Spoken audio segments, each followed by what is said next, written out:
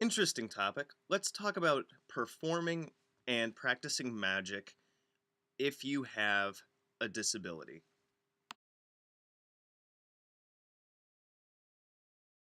This topic is pretty big, so I might have some jump cuts and things like that as I brainstorm some ideas for this.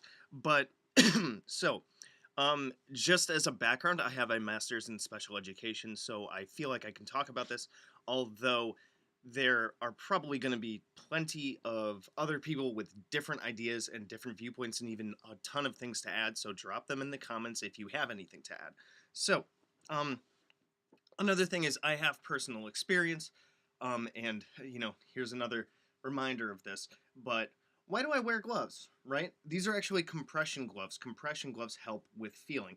Now, because I've had comments like, you know, um, for example, right? So if I'm like this, I've gotten, why do you wear one glove? You trying to be Michael Jackson or something? Do you see rhinestones on it? No. Um, so, little backstory. So I had 15 surgeries on my head when I was little. I think between the ages of like 6 months and 1.5. I think it was 15 or something. My mom thinks it was 15, but she lost count. I had what's called hydrocephalus, which is water on the brain. So hydrocephalus can occur when there is a overproduction of cerebrospinal fluid, or there is a blockage in the drainage system of the cerebrospinal fluid. The cerebrospinal fluid, cushions the brain, and it has many other functions. You guys can look this kind of thing up, but it's essentially like, for lack of a better term, can't believe I'm comparing this, but like a clogged toilet. I had a cyst over here near my cerebellum that actually kind of branched out with little like extensions, which is why it was called an inner hemispherical arachnoid cyst, which it was near my cerebellum and it impacted the ability of the drainage system to drain out the fluid. So it put a lot of pressure on the brain, and if it did not get fixed, I wouldn't be here. So I had surgeries to remove the cyst, and because it impacted my cerebellum, and possibly because of the surgery itself, we'll never know. Um, it damaged my cerebellum. Now, the cerebellum controls coordination, movement, and what's called proprioception. Now, that is the ability to understand the relation of your own physical um, being with other things in space. So, like how far it is between my hand and where the pool table that this laptop is sitting on. People that like they bump into other people because they don't have a lot of spatial awareness, that could be a proprioception issue. So the way that I describe it to people is, if you ever play like a video game like Halo or Modern Warfare, or back in the day GoldenEye 007, or any like first person shooter kind of games. When you press buttons, you can see the hands move on the screen, but you can't feel that. But you know what it's like when you hit a button. This is going to happen. That's the closest way that I can explain it. Is that I don't have much feeling, but when I think, it moves. So I don't have a lot of um, on my left side, it's fine, and I'm predominantly lefty because of this. But um, the coordinated movements, which are fine and gross motor meaning big motor movements, and fine motor meaning things like fine small motor movements like fingers. Those are impacted, which is why it was very difficult for me to learn how to do a lot of things with my right hand. So I think I'm qualified to talk about this a little bit, not only because of my experience, but also because of my education. And this kind of thing goes through my whole right side. Like over here, if I get hot water or something, it feels completely different than over here. It feels like, honestly, like electricity when I get like water that's too hot. So even the feelings and sensations are very different. It doesn't mean it's numb or whatever. It's interesting. So anyway, that's kind of why I like to talk about this stuff, and to demonstrate that I kind of have experience with this stuff. So, for example, You know, the in magic, one of the tenets is that one of one side of you is receptive and the other is expressive. So traditionally they say that your right side is expressive and your left side is receptive. And I like to think that, just putting it in that box is the same thing as when everybody was made to be right handed, and even kids that went to school and they were showing, like, a preference for the left side, they were forced to use their right side. Whereas today, it's like, however you want to use scissors, dude, there's left handed scissors too. Left handers unite awkwardly. And don't touch the chainsaws because they don't make left handed chainsaws. Um, Sadly. um, Anywho, so yeah, back to the example of like the receptive versus expressive side. Um, if if you're left-handed because of an issue or something like that, and you feel more projective with your left side and more receptive with your right side, then go with it. It doesn't necessarily have to be what the book says. And remember, magic is a very personal thing because it's how you experience things. It's how you are able to manipulate things on your own. I mean, think about like Professor X from like X-Men, right? He's able to do things with his mind, a ton of things with his mind, because that's not only his like ability, but I mean he's in a wheelchair. He's in a wheelchair. So like, I think I could just walk through like several examples and stuff. So if you have difficulty with moving or feeling or something like that, like somebody that has difficulty walking, if you cast a circle, you don't necessarily have to walk the entire circle. You can visualize it. You can work through a creative visualization. You could even sit in your wheelchair and cast while you're spinning around in it. You don't necessarily have to walk it. For those of us that have difficulty with with feeling certain things, it's all about the power of the mind. So when I've been doing things with like receptive and expressive energy, I might not feel it when I'm working with that kind of thing, but my intention, the intention, imagination, and visualization, and just the power of the mind to push through that stuff, um, is what allows it to work. It might be a completely different experience than somebody else with, a fully functioning meat suit, but that's the way that I experience it, and that's for me. This is a little bit of a sidetrack, but because it's not technically a disability or whatever, but if you have difficulty with visualization, that doesn't mean you're gonna suck at magic. It just means that that's something that you haven't developed yet, or maybe never will, or whatever. But there are workarounds with it. My fiance can't visualize anything to save her existence, so she works on feeling things rather than seeing them. Me, I'm an extremely visual person. This is why I can close my eyes and see whatever I want. I can just poof, just put it right there in front of my eyelids. Other people are not like that.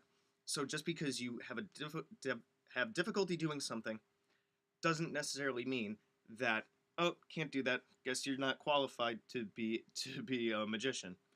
Wrong. Trying to think of anything else to add to this, but I might just do a jump cut here or there. Surprised I haven't done one yet. But even in the astral plane, if you are working with if you are working a certain rite or ritual or whatever, and another digression, if you don't have physical representations of certain tools because of a budget or something, or you wish that you could do a certain thing but your disability does not allow you to, well then you can always, with your intention, make it happen through thoughts, feelings, visualization, and stuff like that. Like if you have difficulty with, walking or physical movement with your physicality, you can always go into a meditative mindset, go to your own personal space in the mental and or astral planes and perform it there. It's like when when people astral project or they go into deep meditation and they visualize a scenario or an experience, we can do things there that we can't do here, such as fly or jump really high. Things like that. It's a willed dream state if you go deep enough to where you can manifest anything and make it happen. So if it's difficult to do something on this plane, then you can do it on a different plane, and the energy will still carry through as long as you have the proper, intention and execution of things with like correspondences and symbolism and a belief in what you are doing. One example I just thought of is Penny from the Magicians series. At the end of book one, he gets his hands bit off by the Beast or Martin Chatwin, and he's still able to perform a ton of magic even without his hands, purely because he learned a different way to do it. That's the thing about disabilities. It's always a misnomer. It's not disabled person. It's person with disabilities. Person first language. And the way that I like to describe it is it's not a disability, it's a difference in an ability or a way to think. I always had to find ways to do things differently because I didn't have both hands to work with.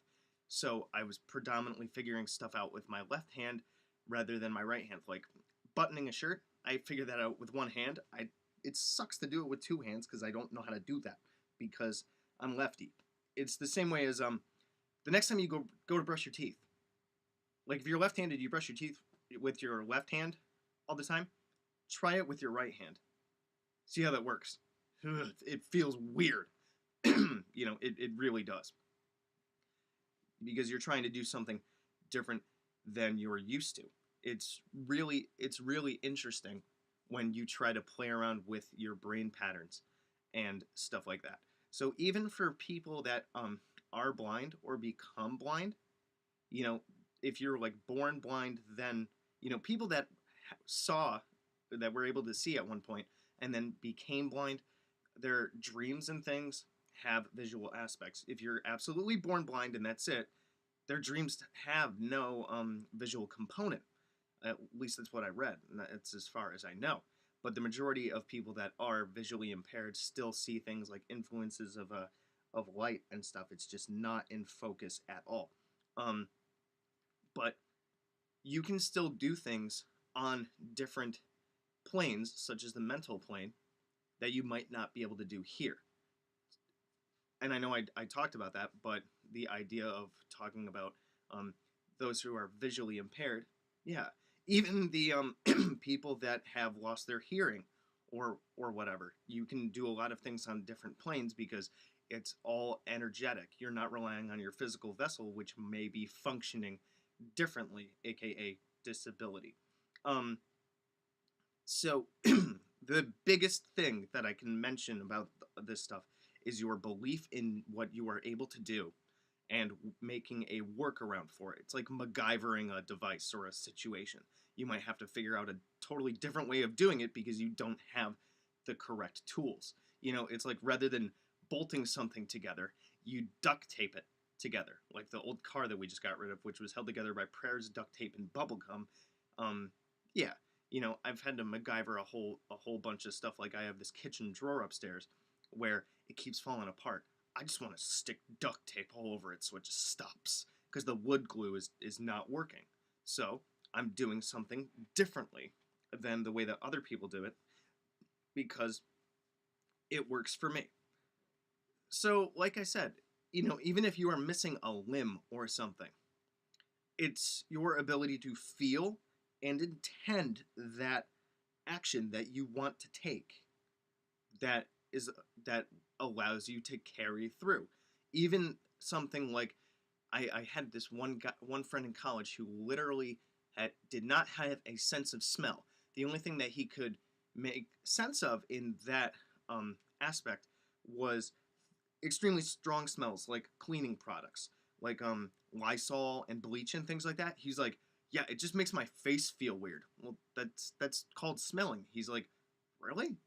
Yeah, because that sensation is completely foreign to him.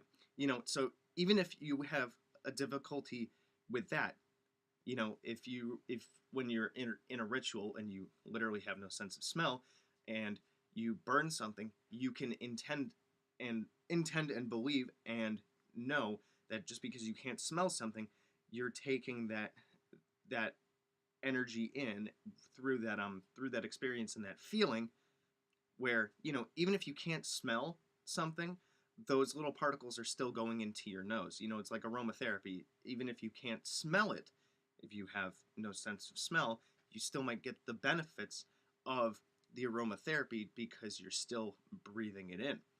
What the biggest things that this revolves around, performing magic with disabilities, is belief and working around your differences, rather than saying, oh, this sucks, I can't feel it, so I can't do it. Like being able to feel and manipulate energy with my hands, so much easier to feel with the left than the right. So I just have to know that it's working. And actually, my belief in that has allowed more feeling and things to actually be experienced on my right side rather than before. I mean, growing up with it, and when I didn't understand or didn't believe that it could get better, it didn't. But the second I was like, no, I'm going to make this work, I was able to do things two-handedly, or even with balance, such as, I can drive my car completely functional with my right side, which does make sense because that's gross motor movement. Um, for those of you that are like, oh God, he's driving with his disabled side, blah, blah, blah. But even balance on a bike, which was ridiculous to learn. Being able to tie shoes faster, at least as fast as everybody else, because the fine motor movements were ridiculous with the fingers. um, trying to think if there's anything else to add. I might make a part two if I have if I can make any notes on this and stuff. So let me know what you guys think. Remember, you got to work on it, you got to find your way around it, and you got to believe, because if you are differently abled, then you are just going to do things differently. So be creative and believe in yourself. So let me know what you guys think, and drop anything in the comments. Questions, comments, complaints, concerns, and issues. You can always email me at priestthethenecro@gmail.com. You can check out my general magic playlist for how to build your skills in magic. You can check out my Necronomicon playlist for how to work with the Simon Necronomicon. You can check out my Theories of Magic playlist on how magic functions in our universe. And you can check out my Tulpamancy playlist on how to generate a Tulpa egregore thought form from both the psychological and metaphysical methods and sides. If you're interested in my books, check them out. They are all on Amazon. It is Magical Theater, which is on the psychology and energy of magic. The Guide to the Spheres and Beyond, which is how to do the Necronomicon gatewalking. Magical Mechanics, which is on how magic functions within the confines of our universe. And Handy Sigil Magic, which is on my own personal method of blending physical movement, visualization, and energy to activate sigils. So, yeah, that's my spiel. And, yeah, let me know what you guys think. Good hunting.